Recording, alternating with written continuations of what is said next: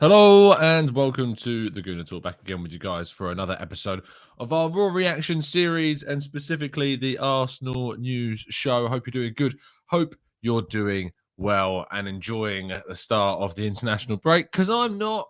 Absolutely not. Hate it. Despise it. It's just disgusting. It's just the worst possible time for a club football fan. It's as simple as that, really. But hey, what can we do? What can we do? We're going to have to just suffer through it and deal with it, and fingers crossed, come out the other side unscathed. But it's just weeks of. I just don't have any words. I have no more words to describe my dislike for the international break. But I hope you're enjoying yourselves. Still, it's meant to be a pretty scorching day by UK standards. A whole 18 degrees. Yes, we're doing weather updates now. That's the stage that the international break has got to. But good morning to everybody in the chat box. Pina, good morning to you. Matt, GG, Norburn, Stevie, Canoe, Titus. Yes, they are quick. They are. If you want to be first in the chat box, I mean, you've got to have some commitment. Is the most polite word I can use to describe it. Mark, good morning to you. Sartvik, Trevor, Kevin, Bobby, Marcus, Martin, Brad, Rathaveries, Olu. We've got AV, Paul, Ruben, Rich Carnu, Harrison as well, who's joining in so late to the party, which, to be fair, was only about a few minutes after the show actually went up, but still saying, damn, you guys are early. They're so good. They're so quick. They're incredible. They're absolutely incredible. But good morning to everybody in the chat box. And we're going to crack on, as always, by telling you to go and subscribe to the Arsenal Way, which, of course, hit 10,000 subs. Thank you so much for helping us, as always. Revolution, what's up? Where's the Shogun audio cap? Yeah, for those that... basically what that means is that I've been able to wash my hair before the show. It's when I don't have a hat on, it means I haven't had time to wash my hair yet. That's why. That's the difference. Some people are going to put, it looks washed. Are you sure? You can already see it happening. So, yeah, there's a little glimpse behind the curtain to tell you what's actually going on in the world of TC. Moving forwards, though, article of the day yesterday was a expose piece and just basically reaction to the ridiculous claims that Ashley Young and Gabby Ogbonlahor and, all the celebration police and Ruben Neves have made, and just laughing at them, really, and discussing what they might want. Is it, us to compose ourselves, shake hands, take a nice stroll on a summer's day and appreciate just good competition? No, we want to laugh in each other's faces and we want to celebrate like footballers, like grow up, to quote Simon, grow up. Ridiculous. Anyway, our first story rolls around Arsene Wenger and has come out to speak about his possibility of returning to management. Not sure where that would be. There's possible links to PSG, possible links to the French national side. But he supposedly wants to return to the management game and could do that with either of those two sides. It'd be interesting if he does. I don't think it's going to happen with Arsenal, that's for sure. But we'll have to wait and see where it goes. Our next story, though, is on Martinelli. Despite being ill and missing the game against Aston Villa, he has recovered and has now travelled to Brazil to meet up with his compatriots and will take part in his first senior international break, besides, of course, the Olympics that he was involved in too. But his first senior international time with the Brazilian national side. Really, really happy for him. Really can't wait to see what happens during this break. It's kind of the only spark, as well as some of the England lads as well, and seeing what they're doing. But I'm really interested to see what happens with him. Cole, of course you can celebrate your birthday. Everyone get Cole a happy birthday in the chat box. What an absolute legend. I met Cole at the game the other day against Liverpool. Apps, one of the nicest guys I've ever met at the games. Really lovely chap. So wish him an absolutely massive birthday. Moving forwards, we've got Cody Gakpo. Now, a release of a statement by The Athletic, David Ornstein, reporting that PSV, despite him signing a new deal, has supposedly a 35 to 50 million euro-ish. I mean, that's a pretty big range when you think about it. 35 to 50 million euros is a ridiculously high range. I think it's about 29 to 41 million pounds is what it would cost for us to sign him. Or anyone for that matter. But Arsenal, Liverpool, Bayern Munich and Barcelona are looking into this deal. And Arsenal would do very well, in my opinion, to sign Cody Gakpo. He is one of the best young players around right now. 16 goals, 15 assists, 31 goal contributions across all of the competitions this season that PSV have been involved in. a huge, huge talent and one Arsenal should certainly be looking at and supposedly are. So definitely one to keep your eye on. Now, Victor Osimhen, according to Italian media, continues to be a target of Arsenal. Arsenal are looking at the Nigerian forward, who of course used to play for Lille, is now playing relatively well with Napoli. Suffered a cheekbone fracture, I believe, last year, which kept him out for a significant period of time, but he's returned, back to scoring ways, and fingers crossed, if he does put in all of those performances between now and the end of the season, maybe Arsenal will be looking towards him as well. And I think this might be our penultimate. It is indeed our penultimate story of the day. William Saliba has been called up to the full French national side. This news broke yesterday. And Arsenal are, not in reaction to this, it was always kind of the plan, but Arsenal are in the process of taking that next step towards opening contract discussions with Saliba. So one to keep an eye on. And I'm just hoping at this point, so much hopium in my life is going on around hopefully seeing William Saliba sign a brand new contract with Arsenal. He has 2 years left on his deal come the end of this season. Marseille certainly want to keep him. Pablo Longoria, the president of the club, has already spoken out and talked about the possibility of signing him onto a permanent deal. Hopefully, he does indeed sign that brand new contract with Arsenal in the summer. And the call up to the French national team will hopefully convince Mikel Arteta. And our headline story of the day is that Bukayo Saka is supposedly going to be offered a contract worth as much as £125,000 per week. That's according to Mark Irwin, who has reported this yesterday. And 30,000 to 125k seems a lot, but when you consider that the likes of Liverpool and Man City can probably offer him more, we've got to give him that incentive. It needs to be a long contract, 5 to 6 years minimum. We should be looking to extend him to. But I'm going to put that as today's poll in the chat box. So is Saka worth giving 125k for? Is going to be today's question. Let me just throw it into the chat box. Typing it out now. Is Saka worth a 125k per week contract? Yes or no? Oh, I've typed in an exclamation mark for no reason at all. Let's get that into the chat box and see if you would pay him that much, or do you think we should maybe go up to 80,000 or 100,000 and, we should gradually be getting up. He's on 30,000 now. It is a big, big jump. Do you think he is worth giving 125k pounds per week to the 20-year-old winger? That is the question. So I look forward to seeing your answers to that. I do feel like this is a much easier poll than some of the other ones that we've done so far. But it's the question. So you're going to have to leave a vote. And after you've left a vote on it, make sure that you've also pressed the like button on the video as well. Let's go to your questions, though, in the chat box. There's the second half of the show. We get as many of your answers and questions, or rather, questions and your answers. That makes no sense. It's my answers as your questions. You know what I'm saying? I don't. Let's get to it. Let's stop waffling.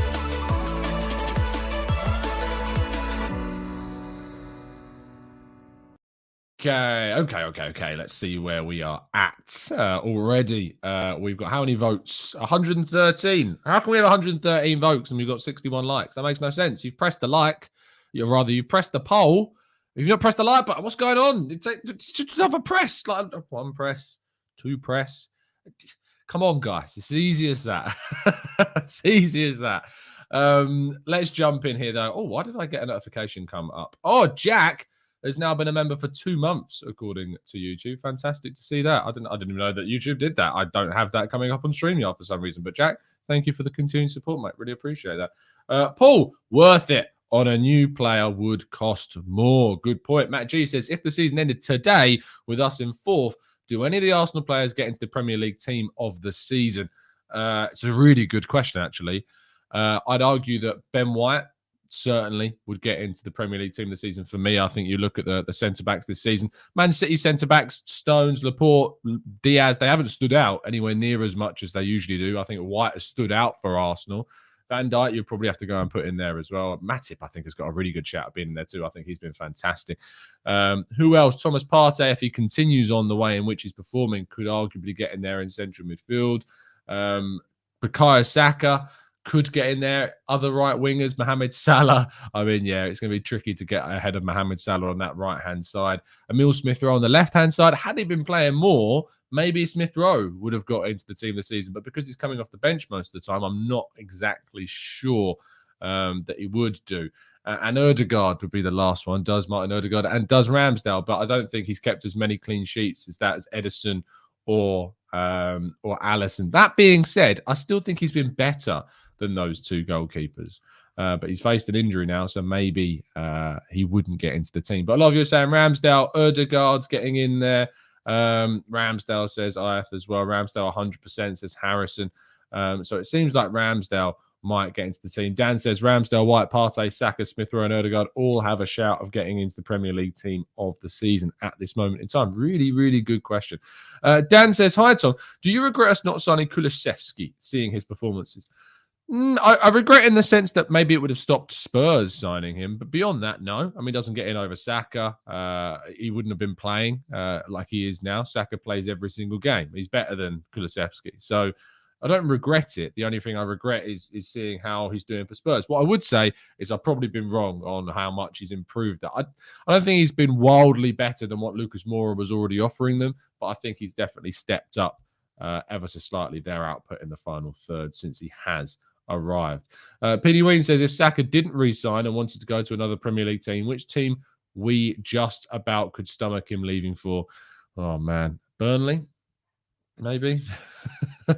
Not Newcastle, not Chelsea, not Tottenham, not Man United. I wouldn't even say Man City. I don't want to say Liverpool because I feel like he's the perfect replacement for Salah. So probably Man City is the only team that I would stomach seeing him go to. I wouldn't want to see him at Liverpool. I don't have to deal with any Man City fans because there aren't really that many. So probably Man City of all of the teams.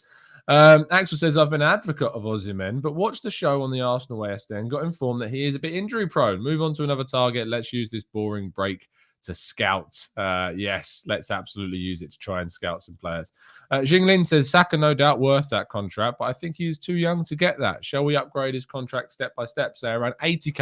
And a lot of people asking who the hell is voting no on our poll. And I think it's this type of opinion that's leading to some people voting no, because they feel that maybe we should go for a bit under that amount of money and then step it up to higher levels in the future. That's why I think there's a little bit of discrepancy. But 96% of people are saying yes, he is worth the £125,000 per week contract. 4% saying no. 191, nearly 200 of you have voted on that poll, and we've got 122 likes, which is great to see. But come on, keep smashing that like button. It really, really helps the channel. We do these shows every single morning except match days on weekends. So please do tune in and drop a like. Abdul says, hi, Tom. Dybala won't sign a new contract with Juve. Would you take him up the carpet? You love a capital letter, Abdul. I'm not sure that I would. No, I think there are other targets out there that Arsenal could go for. If it was a case of Dybala or no second strike, and what I mean by that is obviously we sign, say, a Schick or an Osimhen or someone who's like, the main key striker that we're looking at, and we're going to go for another one. If it was a case of bringing in no other one or Dybala, then yeah, I think there's an argument, especially considering he'd be a free move. He's got a signing on deal and probably a really high expensive wages, but maybe that would be the way to go. In Yang says, hey Tom, I know it's just off one good season, but are you concerned Europe's elite will come for our top performers? Hello from Minnesota. Look, you cannot be a top side with top players if other teams are not interested in your players. It's inevitable. It's going to happen. It's part of football. When we were at the top of our game, players came and took players like Thierry Henry and Patrick Vieira, who left for Barcelona and Juventus. Then we lost Van Persie and Fabregas and Nasri. We were in a position where we lost our best players because we had good players. Teams are always going to be interested. The difference between now and when Van Persie and Nasri and Fabregas left in particular is that we need to show our side that we've got ambitions of winning the biggest trophies to convince them to stay at Arsenal. That's the difference between now and then. Then we didn't have that same kind of assurance because we were paying off the stadium and we couldn't really invest in the team, or we were led to believe we couldn't really invest in the team. Now is a very, very different period for Arsenal. Good question, though. Tom says, does Romero look so good for Spurs because he's next to Dyer, who looks bad? Yes, but I still don't think he's been amazing. I think he had a really good game against West Ham, but I don't think he's been anywhere near as good as White has this season, to be honest. Kevin says, question, you are able to get 3 summer signings, 1 striker, 1 centre mid, and 1 free. Money is not limited, and Mikel Arteta will decide on all other purchases. Who are your targets? Oh, money is not limited. I still have to be realistic because obviously, you know, I can't just put in a ridiculous amount of money and it means it's going to get accepted. So I have to be a bit realistic despite money not being an option. My striker remains Patrick Schick. I continue to be an advocate of saying he is the one that we should go for. I just think that he's got all the characteristics of a striker that we would really could do with. The other one is Cody Gakpo. He continues to be a really interesting player that I think we could convert to more of a centre forward from his left wing position. Central midfielder, if I could sign any central midfielder, Fabian Ruiz is always going to be up there. I think he's excellent. But who else? Who else? I mean, we talk about Tielemans, we talk about Neves, but when you say like money's no option, and we have to upgrade on Xhaka, I'm sitting there and I'm thinking, who could we go out that money is no option? I like James Ward-Prowse. I think he's a good option. I really like Jacob Ramsey at Aston Villa. I think he's someone that we could look at as well. I'd love to know what centre midfielders people think, though. Jude Bellingham's a good shout. Ryan Gravenberch, Frankie de Jong is another good shout. Yeah. There are ones out there. I think Jude Bellingham's probably the one, the ultimate one that you'd want to sign. But if money's no option, can we tempt them into selling? And I think the other one was what? Was it a centre? Was it a right back or something? A free transfer. Any free transfer. Kylian Mbappe, mate. It's pretty easy, that one. It's Kylian Mbappe. Money's no option. He's £1 million a week. Come to Arsenal and take us to the Champions League, please. Dan says, Tom, have you done your missing 11? Who are you? You should try it now. My missing 11? You'll have to tell me what a missing 11 is, Dan. That's gone way over my head, so you're going to have to help me out a little bit and tell me what that is. Manu says, is it our turn to put stupid bids in for Jacob Ramsey, return the favour for Smith Rowe? Yes, it absolutely is. Fallout Technology says, how much would Gnabry cost and should we go for it? Probably about 40 to 50 million pounds, maybe a bit more. And yes, we absolutely should if they're willing to sell. Sammy says, Tom, would you say Fabian would walk into the team over Xhaka in this team, or is there more than this general perception? No, I think there is more to it, Sammy. I think that Xhaka is still gets a tough ride from supporters. I think it's going to be really difficult to upgrade on Granit Xhaka because you look at what he's done this season and what he did last season. Even though we had a poor season, he was our best midfielder without a shadow of a doubt last season, and it continues to be very good. So upgrading on him is going to be very, very tough, and that's a credit to him. I really want to know what this missing 11 is. It's a guessing football game. I will have a look into it, and maybe we'll do a dedicated show on it, Dan. Could be some good content. Axel says, does anyone know if Rafael Leao has been called up to let his Portuguese squad? I will keep an extra eye on Scamacca and Isaac and Gakpo and maybe Diaby. He has been called up, Diaby, I believe. Schick is still injured. I'm not sure if Schick is injured or not. But what I would say is that Leao is pretty close to signing a new deal with Milan. So I'm not sure you're going to have to worry about us signing him. Virai says, still a lot of opinions on us letting Aubameyang go. To me, this is like arguing that we shouldn't have let Unai Emery go. Both parties are better apart. What's your take? I think you're spot on, Virai, to be honest. We covered a lot of Aubameyang stuff yesterday, so I don't open that can of worms again. Philip says, do you like Mbabu or Clinton Mata? I don't know who Clinton... I don't know who that is.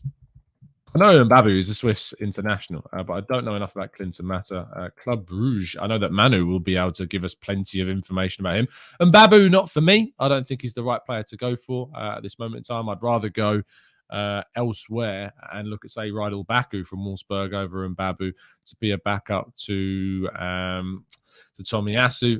I've also looked a little bit more into Singo at Torino, and he looks a very decent wing back. It could be a very different foil to Tomiyasu as well. So, but I don't know enough about Mata, so I can't comment. He's got 5 assists and 2 goals in 43 games this season. So, you know, he's getting himself involved, but I haven't seen him anywhere near enough to be able to comment, I'm afraid. Olu says, hey, Tom, Osimhen isn't injury prone. His 2 big injuries, shoulder and cheekbone, have been contact. He also missed quite a few games in 1920 as well because of ankle injuries as well, Olu. So, you know, there are other injuries associated with him. I don't think he's injury prone. I was on him pulling Bailey's leg yesterday, but, you know, he's a player that we should consider. but not be unaware of some of the issues associated with that deal. When is the transfer window this summer? I believe it should open as normal, which is usually July. But I mean, deals start getting done way before that. Is it July or is it June 1st? I'm pretty sure it's July 1st. It usually opens, but it may open a week earlier because of the Premier League season starting a week earlier. But I don't know. Let's have a look. 2022 transfer window opens. Let's have a look. When does the summer 2020? The transfer market is meant to open on Thursday, June 9th. However, most international deals will not go through until July 1st. The window will then run until Wednesday, August 31st, and most likely close at 11 p.m. So June 9th, but then I think that's just in the UK, and then internationally it opens up on the July 1st date, as I said. So there you go. Interesting. Coop Dog says, can you bring back the tier list videos for strikers, mids, and right backs? It's a great shout. Yeah, we did it for strikers, didn't we, in January? We'll definitely be doing that closer to the summer window. I think it's, with transfers, we're doing a lot more about that in the summer months. I know a lot of people have been asking for tactical breakdowns and stuff, but it makes so much more sense for me to save that content to the end of the season when we've got all of the data from the whole of the season to compare between players. And, that videos, they're not out of date by a week's time. So I prefer doing breakdowns and stuff like that when we're linked to players in the summer. So tactical breakdown wise, it's probably going to wait till then, but we'll still do the loan updates and the youth update on the tactical breakdown show. So you're going to have that as well. But I am reluctant to do tactical breakdowns because of the, the wait. But tier lists, we can definitely do a tier list show on a number of topics. So if you've got any ideas for tier lists, do throw them in because I don't have to use data for those ones. And they're always interested to look back on as well. Yeah, and so Patrick Schick, I don't know why you would facepalm over a striker that scored 20 goals in 20 games and got 3 assists in the Bundesliga this season. I really don't know how people just overlook players of this. It's with respect, there is a level of arrogance when we just kind of just chuck players and just any old player to the side just because you're not that keen on them. 20 goals in 20 games, 26, perfect profile for what we're trying to build at Arsenal. We can't just throw any old player and go, no, not for me, because there could be any of these players could. And yeah, Ward-Prowse. And I think this is the arrogance associated with the fan base, is that people just turn their noses up at players. I don't get it. Axel says, for me, it's a lot of exciting striker and midfielders out there, but we need to make sure that they are right profiles to fit the group. We cannot afford to take the wrong decision. Let's trust Edu and Arteta. Neil says, Tom, after Laka leaves, Arsenal will have no first-team French players. Interesting. I'll be interested to ask someone about that this morning. I'm going to keep that under wraps. Looking forward to something that might be coming up for you guys to tune in for very, very soon. Trevor says, let's hope we do transfer deals early and not drag it out right until the end of the summer. I agree with you. We need to get them in as early as feasibly possible. Dan says, hi, Tom, what do you think of Tim Akinola? I watched his highlights. He's a warrior at DM. He's versatile as well. He can play at centre-back. Yeah, I like him. I think there are a number of players, though, that are ahead of him in the list of youth players coming through before he gets a chance as well. Thoughts on Camara of Marseille? He would be a very good free transfer in the summer, someone that would seamlessly replace the whole left by El Neni in the squad, and he's a lot better than El Neni. He's a lot better than Lokonga already as well. So I think that, he would be a really good depth option for the midfield in the summer. Sell Pepe by Berardi, says Deep 11. I'm not sure Berardi's of the right age profile that we should be looking at, and I think he's kind of had his chance a number of times to make moves, and it's a really difficult deal to do, I think, because of the links with Juve and the kind of the joint ownership-ish type thing that's going on there. Weedy says, what are your thoughts on Frimpong? Another exciting young fullback, Dutch international, I think, now, playing for Bayer Leverkusen, previously at Celtic. Electric pace, good deliveries, one to keep an eye on again for sure. Maybe someone that would be a good kind of contrast to Tomiyasu. So yeah, good shout. And Camara at Salzburg, I've brought up his name before. I told people to keep your eye on him a long time ago, and he came alive in the Champions League this season on the television screen for everyone to see. So there you go. Yeah, again, 27. I know what you're saying. 28 goals and assists. I just think he's not of the age profile that we're looking at. And is he going to look at Bukayo Saka, Deep 11, and say, am I going to get in ahead of him right now? I'm not so sure. Plus, Italian players don't tend to want to leave Serie A either. Maximia says, Tom, have you gone through the Deloitte Money League? Arsenal are 11th. I haven't gone through it in a while because I don't really know what to talk about with it, to be honest. I don't know what it would mean for us. So context is always key with finances. And that's why I usually go and chat to Mike when we talk about finances on the channel. Afsar says, Tom, international football friendly games are so boring. I know. Tell me about it. Tell me about it indeed. Do I think that we could convince Gnabry to join us, says Uzo Eze? I would say yes, we could convince him if his contract situation continues to worsen with Bayern Munich. I don't see why we wouldn't be able to convince him, especially, but only kind of if we get Champions League football. Do I get in the Premier League YouTube team? I doubt it. There is a lot of better content creators than me, Marcus, so I very much doubt it. In Yang says, do free contract players who've run their contracts down concern you with Arsenal going for? No, because it's kind of very modern. It's a very modern thing to see players running down their contracts. It happens all the time. Arsene Wenger predicted this would happen, and it is. It's happening a lot more and more. It's part of the game. So, no, it doesn't concern me. We need to get the maximum amount of players that we feasibly can. Yasir says, Tom, would you take 150 million for Barella and Lautaro from Inter? 75 million, sorry, for each of those. Is that worth it? It depends on who else we'd get. But, you know, I think we need another striker on top of Lautaro.